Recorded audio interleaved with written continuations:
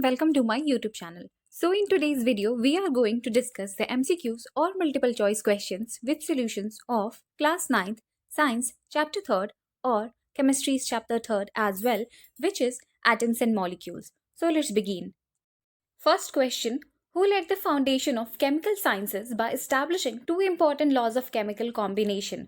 तो हमें बताना है कि केमिकल साइंसेस की फाउंडेशन किसने रखी by establishing two important laws of chemical combination. वो दो इम्पॉर्टेंट लॉज कौन कौन से हैं? Law of conservation of mass and law of definite proportions. Lavoisier और जोसेफ एल प्राउस्ट, इन्होंने बहुत सारे एक्सपेरिमेंट्स किए और फिर ये केमिकल लॉज दिए. तो हमें बताना है कि केमिकल साइंसेस की फाउंडेशन किसने की. Answer is A, Antoine and Lavoisier. तो अब हम थोड़ा हिस्ट्री देखेंगे एटम्स के बारे में. तो अराउंड 500 BC ये जो idea of divisibility of matter है ये इंडिया में एग्जिस्ट करता था. महर्षि कनर जो कि एक फेमस इंडियन फिलोसोफर थे, उन्होंने ये पॉस्टुलेट किया कि अगर हम मैटर को यानी कि पदार्थ को डिवाइड करते जाएंगे तो ये किस में डिवाइड होगा? स्मॉल पार्टिकल्स में. और उसके बाद एक ऐसा स्टेज आएगा, स्मॉलेस्ट पार्टिकल्स का स्टेज, जिसके beyond division, further division will not be possible. महर्षि कनर ने इन स्मॉलेस्ट पार्टिकल्स को क्या नाम दिया? परमाणु. तो एक और इंडियन फिलोसोफर पकुड़ा कट्टायामा, उन्होंने इस डॉक्ट्राइन को फर्दर इलेबोरेट कहा और कहा कि पार्टिकल्स जो हैं कंबाइंड फॉर्म में एग्जिस्ट करते हैं, जिसके वजह से हमें वेरियस टाइप्स ऑफ मैटर देखने को मिलते हैं. तो सिमिलरली ग्रीक में भी अराउंड द सेम एरा कुछ एंशिएंट फिलोसोफर्स थे जैसे कि डेमोक्राइटस एंड ल्यूसिपस. इन्होंने क्या कहा कि अगर हम वही बात कही कि अगर हम मैटर को डिवाइड करते चलेंगे तो एक ऐसा स्टेज आएगा जिसके बियॉन्ड फर्दर डिवीजन पॉसिबल नहीं होगा. और इन्होंने यानी कि डेमोक्राइटस ने इन इंडिविजुअल पार्टिकल्स को क्या नाम दिया? एटम. और एटम का मीनिंग क्या होता है? इट मीन्स इंडिविजुअल, जिसको हम फर्दर डिवाइड नहीं कर सकते. तो ये भी एक इंपॉर्टेंट पॉइंट है कि what is the meaning of atom. तो it means individual. Next question, law of conservation of mass states that. तो हमें यहाँ पे law of conservation of mass क्या कहता है ये बताना है. Answer is C, mass can neither be created not destroyed in a chemical reaction. Mass जो है ना तो क्रिएट होता है और ना ही डिस्ट्रॉय होता है किसी भी केमिकल रिएक्शन में. Mass always remains constant. Next question, who has stated the law of constant proportions which is also known as law of definite proportions. तो ये जो law of constant proportions है, जिसे हम law of definite proportions के भी नाम से जानते हैं, इसे किसने state किया था? Answer is C, Joseph L Proust. Next question, in a chemical substance, the elements are always present in definite proportions by mass. The above law is known as. तो ये जो लॉ है जिसमें बताता है कि कोई भी जो केमिकल सब्सटेंस है उसमें जो एलिमेंट्स हैं उनका प्रोपोर्शन क्या होता है? हमेशा कांस्टेंट होता है बाय मास. तो इस लॉ को हम और भी किस नाम से जानते हैं? Answer is B, law of constant proportions. इस लॉ को जोसेफ एल प्राउस ने दिया था और ये लॉ कहता है कि कोई भी केमिकल सब्सटेंस है जिसमें जो एलिमेंट्स प्रेजेंट हैं उनका रेशियो बाय मास क्या रहता है? हमेशा कांस्टेंट. जैसे कि हम वाटर कहीं का भी ले तो उसमें जो हाइड्रोजन और ऑक्सीजन है it will always be present in the ratio 1:8. Next question, in a compound such as water, the ratio of the mass of hydrogen to the mass of oxygen is always present in dash what ever the source of water. तो हमें यहाँ पे बताना है कि जो compound है water H2O, उसमें जो रेशियो है मास का हाइड्रोजन और ऑक्सीजन का, वो हमेशा कौन से रेशियो में प्रेजेंट रहता है? Answer is C, 1:8. Next question, in ammonia nitrogen and hydrogen are always present in the ratio dash by mass whatever the method or source from which it is obtain. तो हमें बताना है कि ammonia में NH3 जिसका formula है उसमें nitrogen और हाइड्रोजन हमेशा कौन से रेशियो में प्रेजेंट रहते हैं, चाहे वो कहीं से भी लिया गया हो? आंसर इज ए, 14:3. ये अमोनिया में नाइट्रोजन और हाइड्रोजन का रेशियो है. तो यहाँ पे कंपाउंड, कंबाइनिंग एलिमेंट्स और रेशियो बाय मास दिया गया है इस टेबल में, इन्हें जरूर याद करें.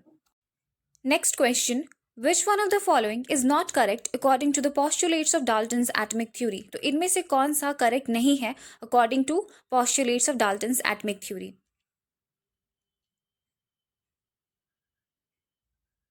Answer is C. Atoms of a given element are not identical in mass and chemical properties. तो ये statement सही नहीं है. Dalton's atomic theory postulates कि atoms of a given element are identical in mass and chemical properties.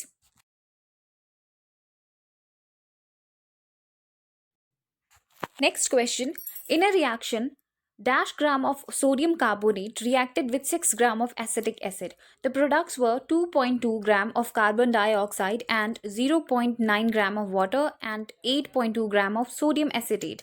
तो इसमें हमें बताना है जो रिएक्शन हुआ सोडियम कार्बोनेट कितना ग्राम सोडियम कार्बोनेट जो है रिएक्ट करेगा 6 ग्राम ऑफ एसिटिक एसिड से, तो हमें प्रोडक्ट्स में क्या मिलेंगे 2.2 gram carbon dioxide, 0.9 water and 8.2 gram of sodium acetate. तो हमें बताना है कि कितना ग्राम सोडियम कार्बोनेट है. आंसर इज ए 5.3 ग्राम. तो ये जो है लॉ ऑफ कंजर्वेशन ऑफ मास, इसके अकॉर्डिंग है कि मास can neither be created not destroyed, mass always remains constant. तो जो भी प्रोडक्ट आया है वो जितना मास पहले रिएक्ट किया होगा उसके इक्वल होगा. तो यहाँ पे हम इसे फाइंड कर सकते हैं 5.3 grams. Next question. Hydrogen and oxygen combine in the ratio of 1:8 by mass to form water. What mass of oxygen gas would be required to react completely with 3 gram of hydrogen gas? तो hydrogen और oxygen जो है वो हमेशा 1:8 by mass ratio में combine करते हैं ताकि वाटर फॉर्म हो सके. तो हमें यहाँ पे बताना है कि अगर 3 ग्राम है हाइड्रोजन गैस का तो कितना ऑक्सीजन गैस चाहिए होगा इसको रिएक्ट कराने के लिए.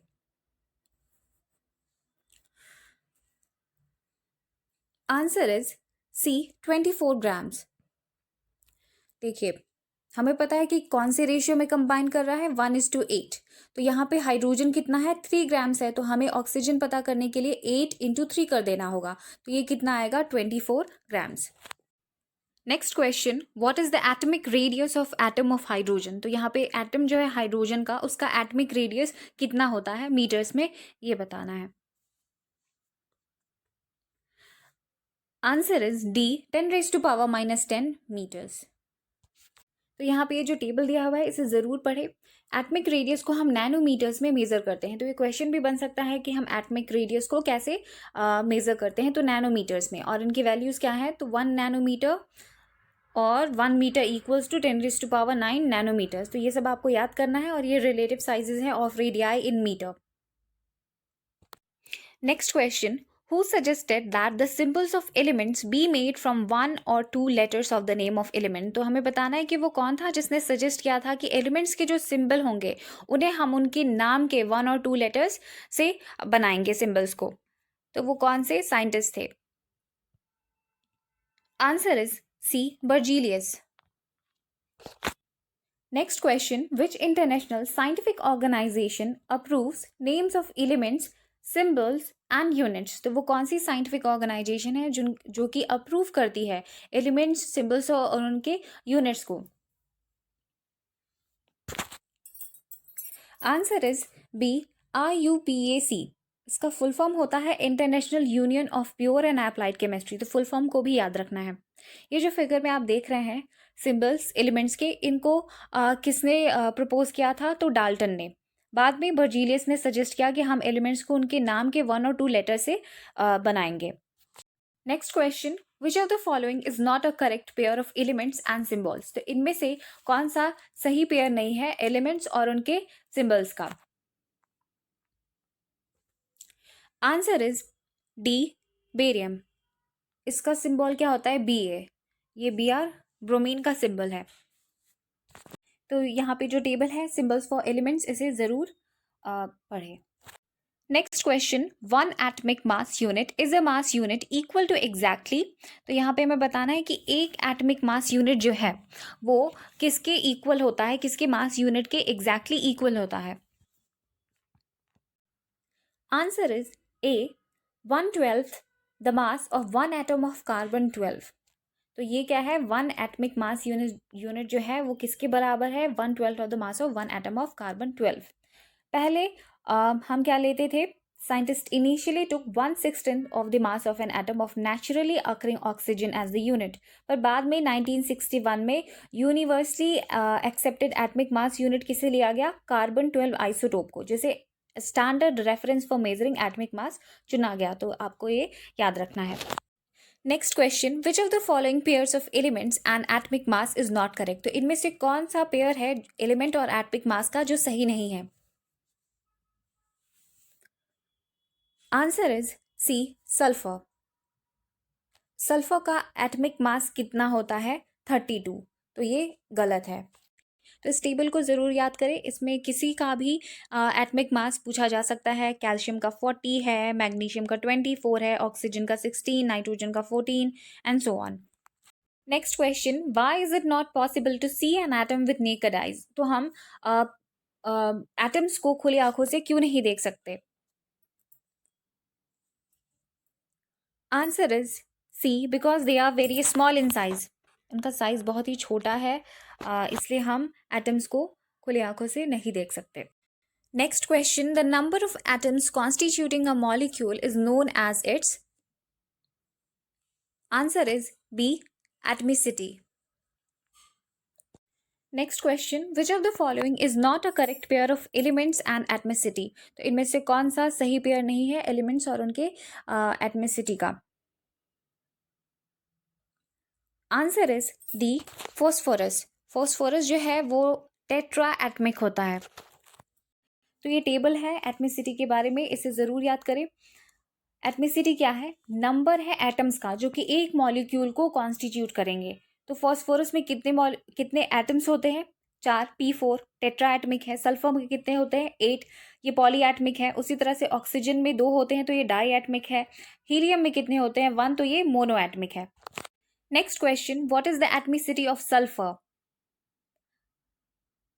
Answer is B, polyatomic, S8. ये पॉली एटमिक है. Next question, which of the following is not a correct pair of compound and ratio by mass? तो इनमें से कौन सा सही पेयर नहीं है कंपाउंड और उनके रेशियो बाय मास का? Answer is C, carbon dioxide. इसका रेशियो गलत दिया हुआ है. रेशियो क्या होता है? 3:8. पहले भी हम टेबल में पढ़ चुके हैं इसे. Next question, what is a cation? तो एक कैटायन क्या होता है? What is a poly atomic ion? तो एक पॉली एटमिक आयन क्या होता है? Answer is A, a group of atoms carrying a charge. इसे हम क्या कहते हैं? A group of atoms carrying a charge is a poly atomic ion. Next question, what is the ratio by mass of the constituting elements magnesium and sulfur in a ionic compound magnesium sulfide? तो ये जो compound है ionic compound magnesium sulphide, उसमें जो constituting elements हैं magnesium और sulphur, ये कौन से रेशियो में प्रेजेंट रहते हैं by mass? Answer is D, 3:4. तो ये टेबल है आयनिक कंपाउंड और constituting elements and ratio by mass. तो इन सबको याद करें. Next question, the combining power or capacity of an element is known as its? जो कंबाइनिंग पावर है और कैपेसिटी है किसी भी एलिमेंट की, उसे हम क्या कहेंगे? Answer is A, valency. Next question, which of the following is the symbol of polyatomic ion sulphate? तो इनमें से कौन सा सिंबल है पॉलीएटमिक आयन सल्फेट का? Answer is C, SO4. पर देखिए कितना है? -2 चार्ज है. तो इस टेबल में नेम और सिंबल्स दिए गए हैं, इन सभी को लर्न करें. Next question, which one of the following is not correct as a rule that you have to follow while writing a chemical formula? तो इनमें से कौन सा एज अ रूल करेक्ट नहीं है जो आपको फॉलो करना होता है किसी भी केमिकल फॉर्मूला को लिखते समय?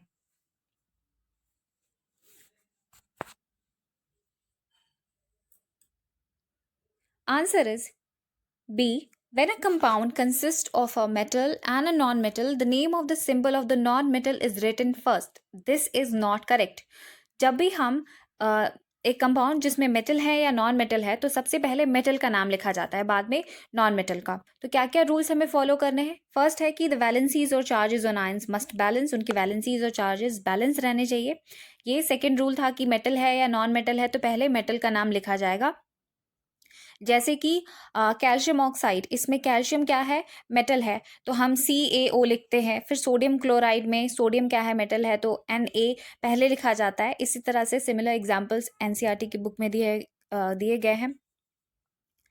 और तीसरा रूल है, in compounds formed with polyatomic ions the number of ions present in the compound is indicated by including the formula of ion in a bracket and writing the number of ions outside the bracket. Next question, which of the following is a binary compound? तो इनमें से कौन सा एक binary compound है? तो binary compounds क्या होते हैं? ऐसे कंपाउंड्स जिनमें सिर्फ दो टाइप के एलिमेंट्स हों। Answer is D, all the above. ये सारे क्या हैं? बाइनरी कंपाउंड्स के एग्जाम्पल हैं। H2O में दो टाइप के एलिमेंट्स हैं, एक hydrogen and oxygen. Similarly H2S में हाइड्रोजन और सल्फर। फिर अमोनिया है NH3, उसमें नाइट्रोजन और हाइड्रोजन। तो ये क्या है? बाइनरी कंपाउंड जिनमें सिर्फ दो टाइप के एलिमेंट्स हो।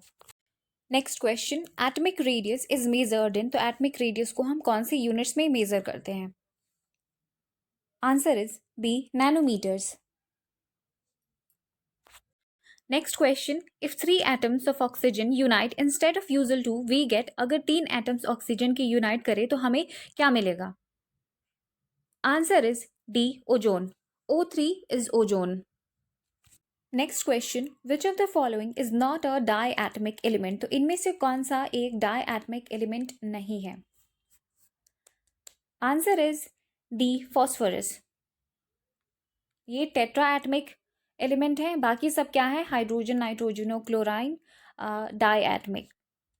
Next question, what is the ratio by mass of the constituting elements calcium and oxygen in the ionic compound calcium oxide?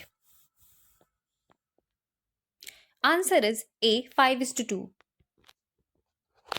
Next question, in a reaction 5.3 gram of sodium carbonate reacted with 6 gram of acetic acid, the products were 2.2 gram of carbon dioxide and dash gram of water and 8.2 gram of sodium acetate. तो इस reaction में 5.3 gram sodium carbonate react करता है 6 ग्राम acetic acid के साथ, और product जो obtain होते हैं उसमें 2.2 ग्राम है कार्बन डाइऑक्साइड और 8.2 ग्राम है सोडियम एसिटेट। हमें बताना है कि कितना वाटर ऑब्टेन होगा। आंसर इज ए, 0.9। ये लॉ ऑफ कंजर्वेशन ऑफ मास पर बेस्ड क्वेश्चन है। ऐसा क्वेश्चन हम पहले भी कर चुके हैं, पर ये फिर रिपीट हो गया है, तो इसके वैल्यूज बस चेंज किए गए हैं। Next question, who was the first scientist to use the symbols for elements in a very specific sense? तो वो पहले साइंटिस्ट कौन थे जिन्होंने एलिमेंट्स के लिए सिंबल्स का यूज किया था? Answer is B, Dalton. ये उनकी पिक्चर है। डाल्टन ने सजेस्ट किया था स्पेसिफिक सिंबल्स का, और बर्जीलियस ने सजेस्ट किया था कि उनके नेम के जो फर्स्ट 1 और 2 लेटर्स हैं उनसे फॉर्म करे एलिमेंट्स के symbols.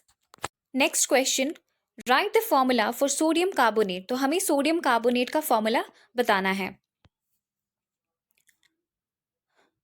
Answer is C, Na2CO3। ये क्या है? Aluminium oxide.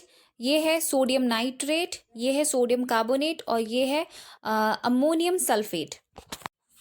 तो यहाँ पे नेम और उनके फॉर्मूला दिए गए हैं, ये लिस्ट है।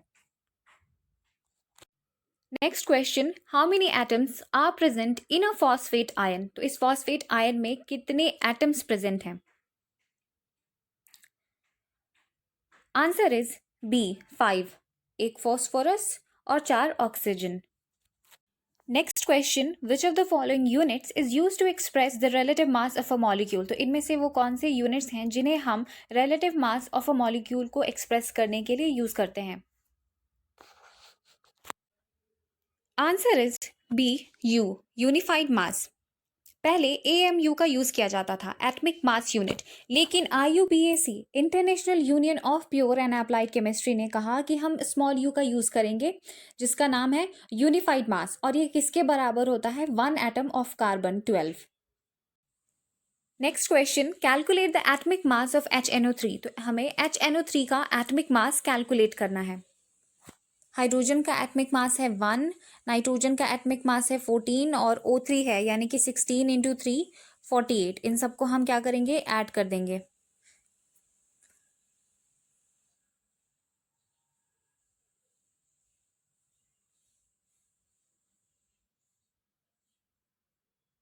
आंसर आएगा B 63U।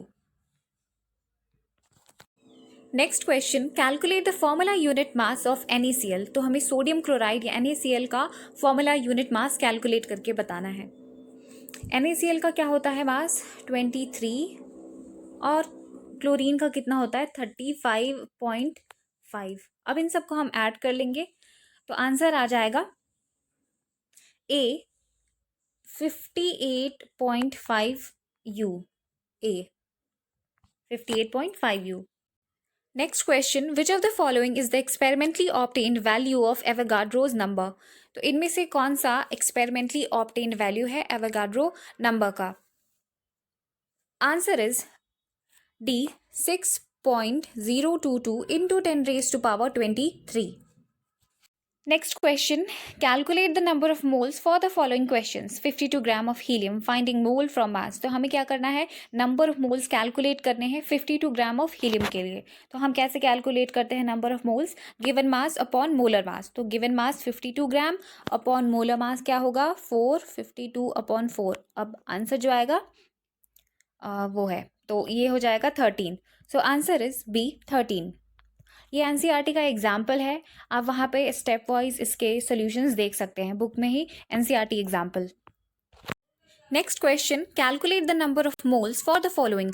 12.044 into 10⁻23 number of helium atoms, finding mole from the number of particles. तो हम कैसे निकालेंगे इसे, हम क्या करेंगे, given number of particles n upon Avogadro's number of particles n naught, इसको क्या करेंगे डिवाइड कर देंगे। तो ये क्या आएगा हमारे पास, आंसर आएगा 2। सो आंसर इज ए 2। ये भी एनसीईआरटी का एग्जाम्पल है।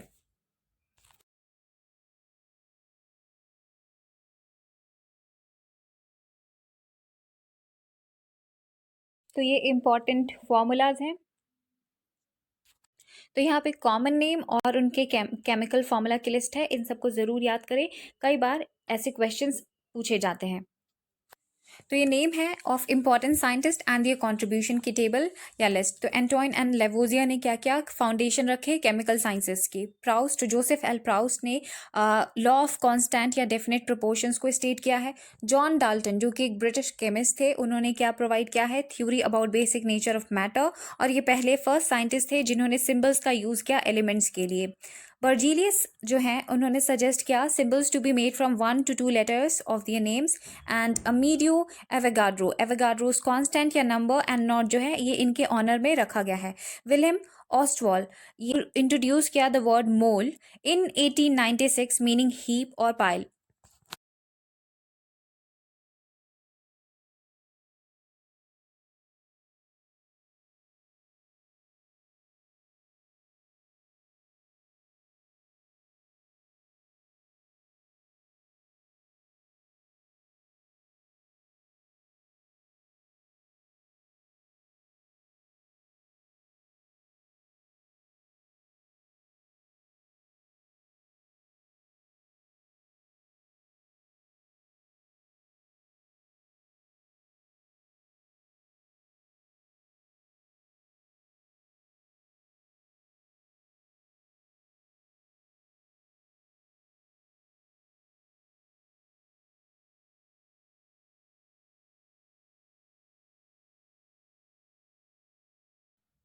So in this way we discussed some important MCQs or multiple choice questions with solutions of class 9th science chapter 3rd और chemistry chapter 3rd as well which is atoms and molecules। तो अगर video अच्छा लगे तो like comment share और subscribe ज़रूर करें। Thanks.